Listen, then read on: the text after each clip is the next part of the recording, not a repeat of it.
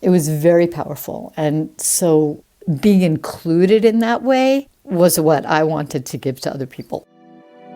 You are about to listen to part of a series where every other week a leader from our community shares with us a little about themselves, how they came to find out about the ACL project, as well as what drives them to do the work that they do, and perhaps even a bit about their hopes and dreams. This is the ACL Member Profile Stories, and this is Holly Yates. Since COVID, I work online and I work in the office too. So I'll either maybe have a couple sessions at home online, go into the office, or I'll have a whole day online and then a whole day in the office. But it really is about extending compassion and kindness and love toward the people that are willing to come in and courageous enough to share the tenderness of what they're struggling with me.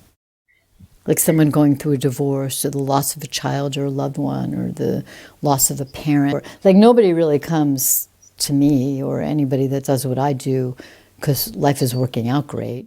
They come if they're in crisis, if there's pain, if there's a life transition, if they need help figuring out how to put one foot in front of the other. Like that's our job.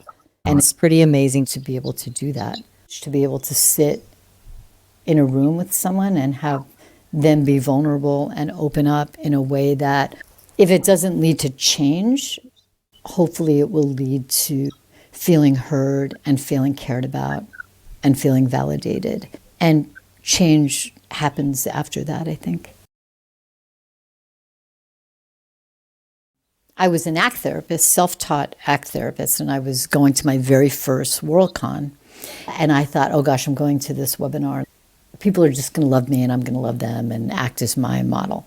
And I went there and that actually didn't happen at all. Yeah, I was very kind of outside the loop. People had known each other from university, from being previous ACT therapists. But one of my lovely colleagues said, if you like ACT, you will love FAP. And I had no idea what FAP was at all. And I walked into this grand ballroom that was made very intimate with some kind of aroma. I don't know if it was incense, what it was, but the smell was lovely. The lights were dim. There was beautiful music. And Mavis had not known me. I did not know anything about this community. I could cry when I think of it. And walked up to me and just put her hand on my shoulder. And she said, we welcome you and this is what you have to do. And that was it. I walked out of that and I said, I want to be a FAP therapist and I want to be a FAP trainer.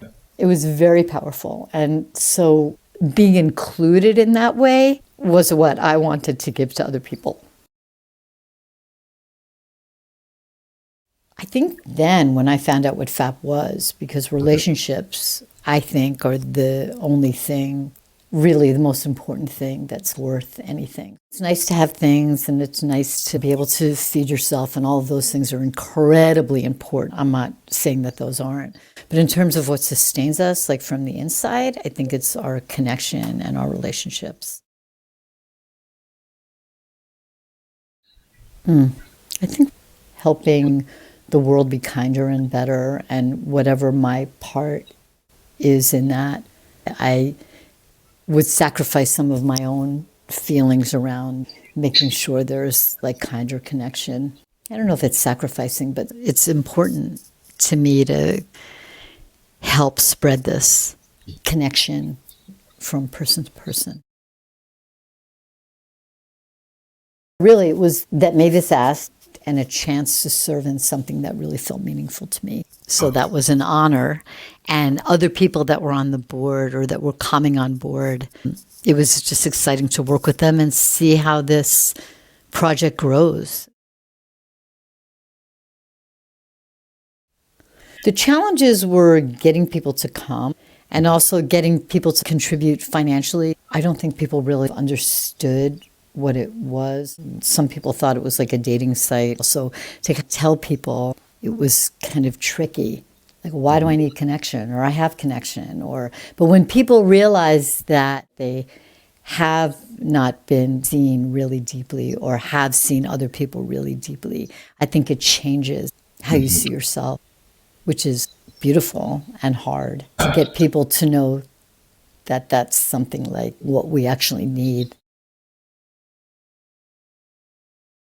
I think for me, the biggest skill, and I don't know that I'm unlike many people, but certainly as a therapist, as a parent, as a spouse, as a friend, I feel like I'm pretty good at expressing love and being with people. I haven't been that great at receiving it. So I think ACL has been pretty fundamental in shaping that up. I know there was one post on the Mighty Networks. I don't remember exactly which one it was, but I remember, thinking like I really can't take up too much space. Like I have to stay really like small.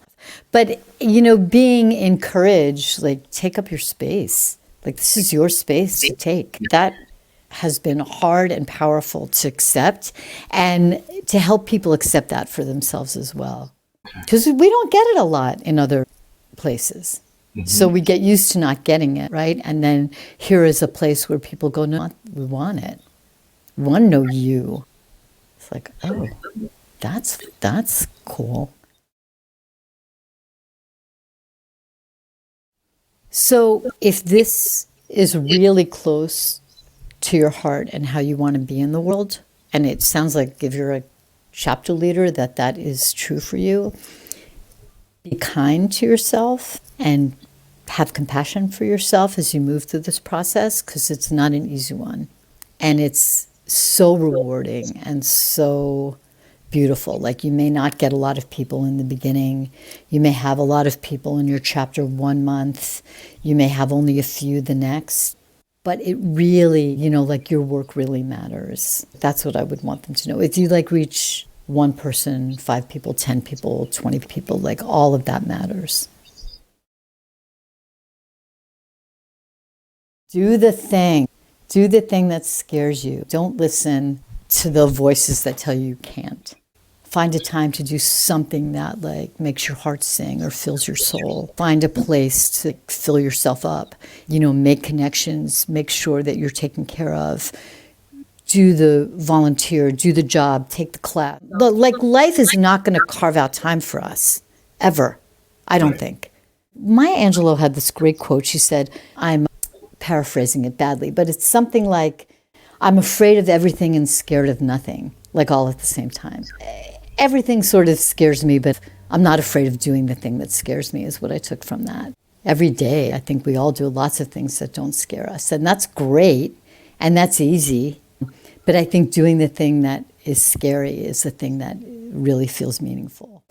I don't know how this is going to be received or what people are going to say. It's scary, but I'm willing to put myself out there now. I mean, we live in a world that beat us up pretty good. So, find the people that love you. And there are a lot of people that I've worked with that said, but I don't have people that love me. And that may very well be true. So what about a community like this where people will love you?